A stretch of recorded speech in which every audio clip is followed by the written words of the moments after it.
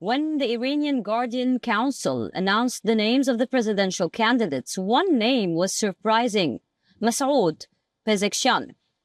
Now, the reformist lawmaker has took more than 50% of the Iranian population's votes.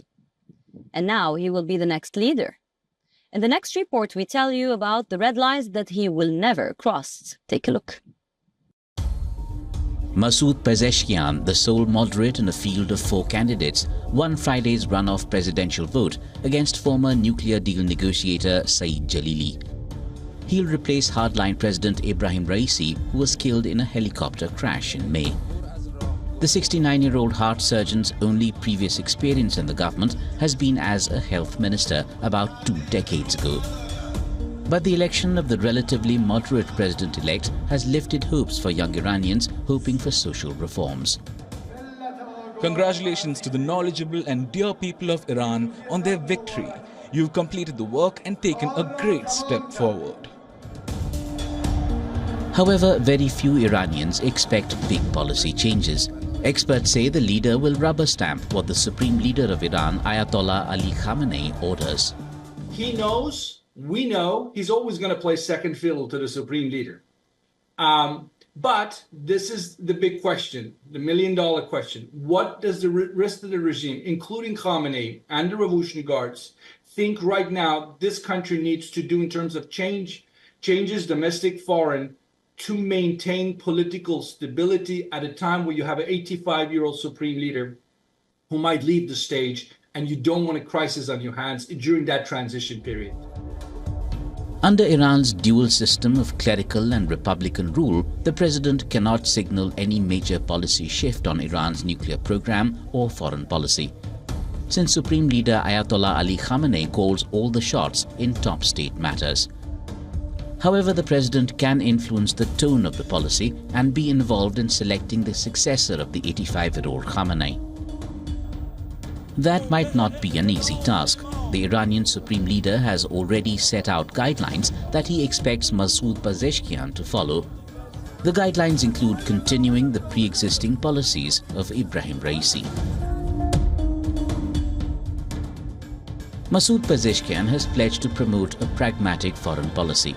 The reformist leader has called for constructive relations with Western countries to get Iran out of its isolation. Pezeshkian also favors reviving the 2015 nuclear deal between Iran and global powers. Analysts say Pezeshkian's victory is a setback for his rival, hardliner Saeed Jalili, who opposed any opening to the West and revival of the nuclear pact. Jalili supporters criticized a hardline watchdog body for allowing Pezeshkian to run for president. Insiders suggest Khamenei made the decision to secure a high turnout amid consistently low participation in elections since 2020. Pezeshkian hopes revived talks with the West will lead to a lifting of tough US sanctions, given the growing popular discontent over economic hardships in Iran. In fact, as per the latest reports, Iran's acting foreign minister Ali Bagheri Kani says Tehran is still conducting indirect nuclear talks with Washington via Oman.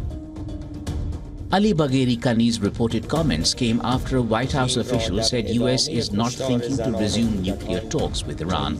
The US says it is not expecting any policy changes from Iran. Obviously, if the new president had the authority to make steps to curtail Iran's nuclear program, to stop funding terrorism, to stop destabilizing activities in the region, those would be steps that we would welcome, but needless to say, we don't have any expectation that that's what's likely to ensue.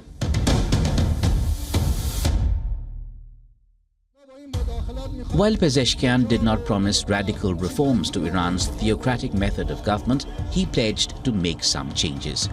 The president-elect has promised to ease restrictions on Iran's mandatory headscarf law that sparked mass anti-government protests in 2022. As a lawmaker, Pezeshkian criticized the establishment over the death in custody of young Iranian woman Mahsa Amini. It's been 40 years since we have tried to fix the issue of the hijab and the way that these men in government have acted. In all honesty, have we fixed it or made it worse?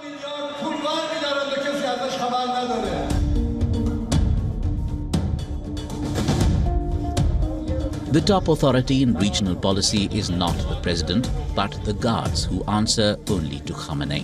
Pezeshkian is taking office at a time of escalating West Asia tensions over the Israel-Hamas war in Gaza and Hezbollah's standoff with Israel.